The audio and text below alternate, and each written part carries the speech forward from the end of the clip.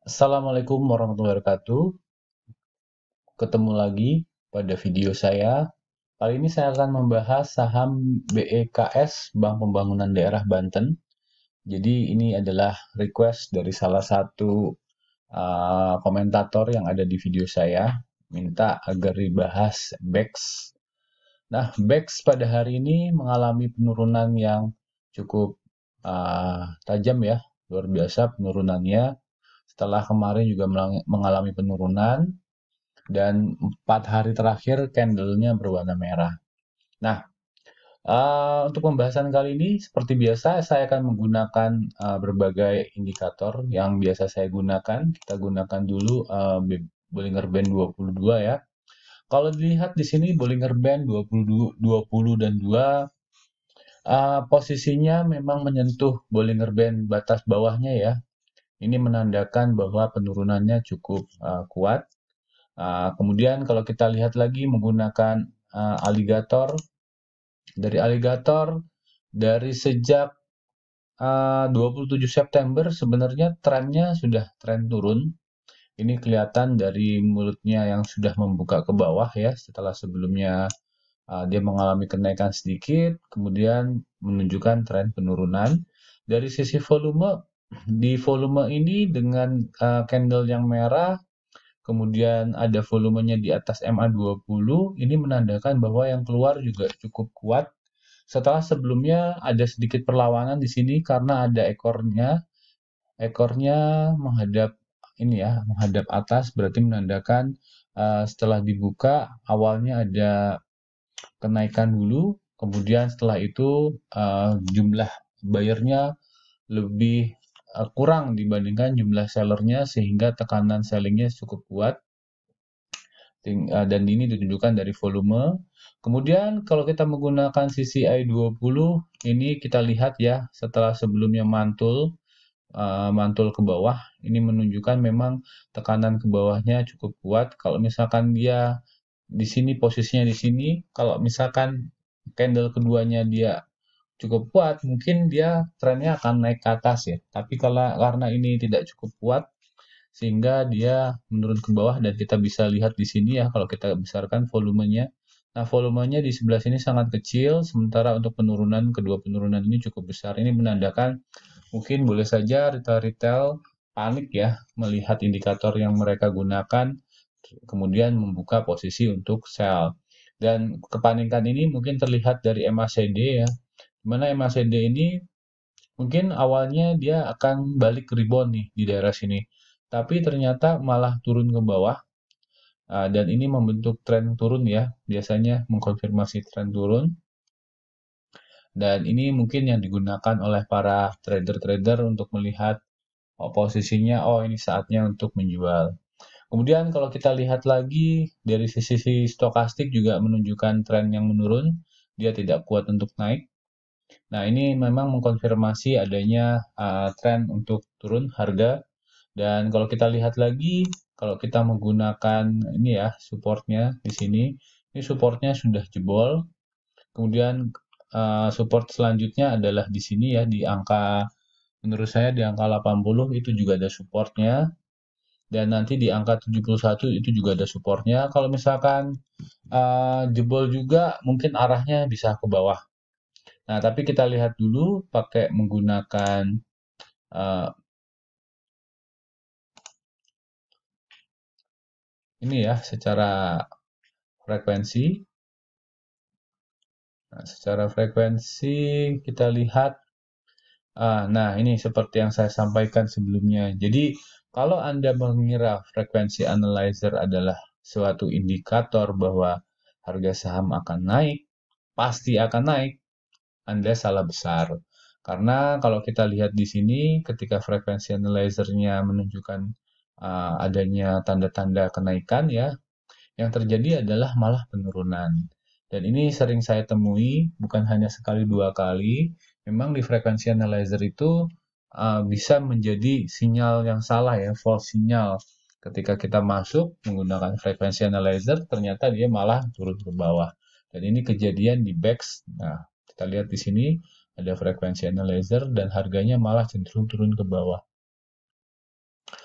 Kalau kita lihat menggunakan MA520, tandanya memang masih tren turun ke bawah. Untuk net foreign buy-nya, foreign kalau kita lihat di sepanjang ini ya, memang ada sedikit akumulasi.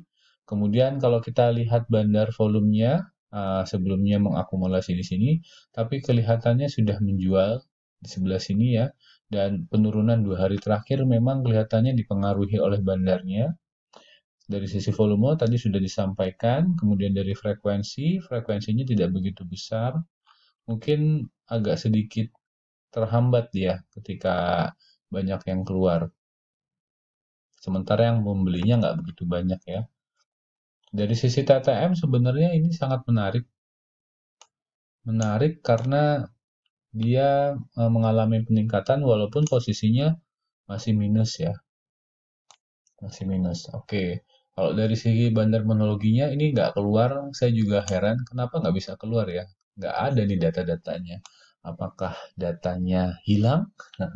Ataukah datanya memang tidak bisa ditarik? Ini sebuah pertanyaan bagi saya dari tadi ya.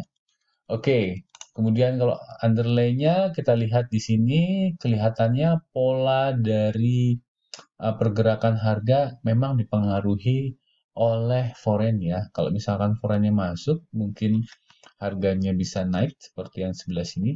Tapi kalau foreign-nya keluar, dia akan segera turun, gitu ya. Nah, kita lihat lagi kalau misalkan dari bandar movement-nya.